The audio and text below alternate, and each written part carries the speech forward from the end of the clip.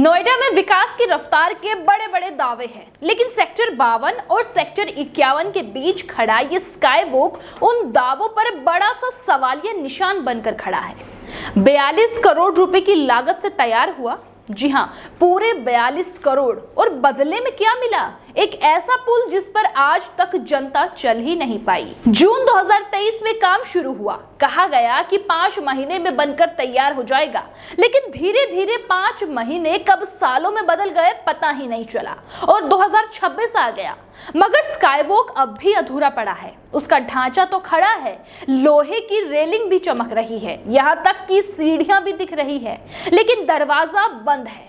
वजह बताई जाती है बीच में एक बीम आड़े आ गई। सवाल यह है कि जब नक्शा बना, जब डिजाइन पास हुआ, जब करोड़ों के बजट को मंजूरी मिली, तब ये बीम कहाँ थी? क्या 42 करोड़ खर्च करने से पहले किसी ने जमीन पर खड़े होकर देखा भी नहीं?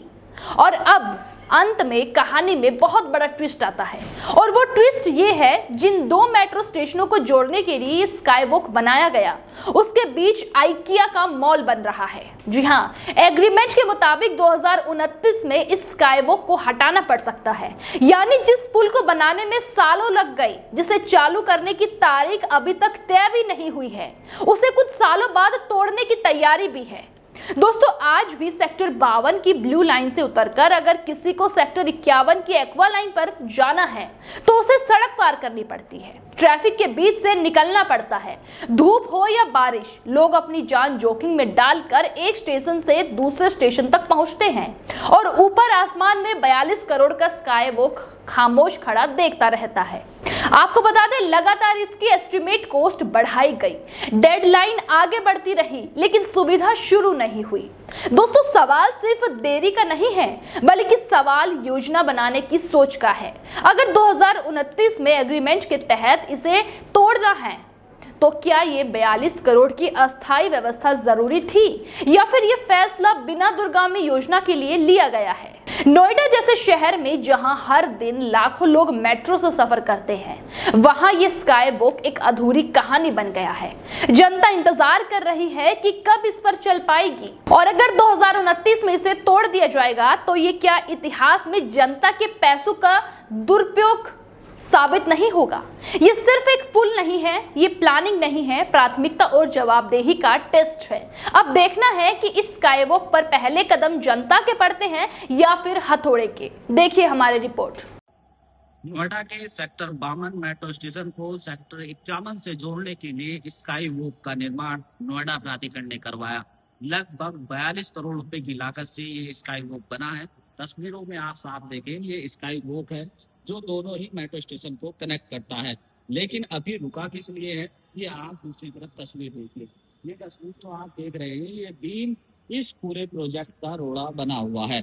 अब सवाल ये खड़ा होता है कि जब इस प्रोजेक्ट को तैयार किया जा रहा था, जिन अधिकारियों और इंजीनियर की देखरेख में ये परियोजना तैयार हुई थी, उस वक्त क्या लापरवाही बरती गई कि इतना बड़ा बजट भी जारी कर दिया गया और अब ये बनकर भी तैयार हो गया, लेकिन अभी ये बीम रोड़ा बना है और अभी इस परियोजना को रोक रखा है। यहाँ पर कोई भी संचालन नहीं हो रहा है। जानकारी के मुताबिक 2023 में लगभग 26 करोड़ रुपए की लागत से इसको बनाया जाना था। इसकी समय सीमा थी 5 महीने, लेकिन आज 2026 चल रहा है। लगभग 2 साल बाद भी इसका संचालन नहीं हो सका है। इसकी लापरवाही के जिम्मेदार कौन है? आखिरकार नोएडा प्राधिकरण में बैठकर किन अधिकारियों ने रूपरेखा तैयार की और इस परियोजना को पूरी तरह से तैयार करने में भूमिका निभाई? लेकिन अब 42 करोड़ रुपए की लागत से ये स्काई वॉक बना तो रुका है केवल एक बीम की वजह से। अगर इस बीम को तोड़ा गया तो मेट्रो स्टेशन कमजोर हो सकता है। इस पूरे प्लानिंग को लेकर अब नोएडा प्राधिकरण रूपरेखा बना रहा है, लेकिन सवाल वही बना हुआ है कि आखिरकार इतना बड़ा प्रोजेक्ट करोड़ों रुपए की लागत से बनकर तैयार हुआ और किस तरह से लापरवाही बरती गई, इसका जिम्मेदार कौन है? अब जानकारी ये है कि 2029 में इसको तोड़ा भी जाना है, क्योंकि ये एक मॉल से कनेक्ट होना है। लेकिन अब ये देखना होगा कि कब ये शुरू होगा और कब इसकी प्रक्रिया शुरू होगी। नोएडा से नवनोएडा के लिए मैं साजिद अली।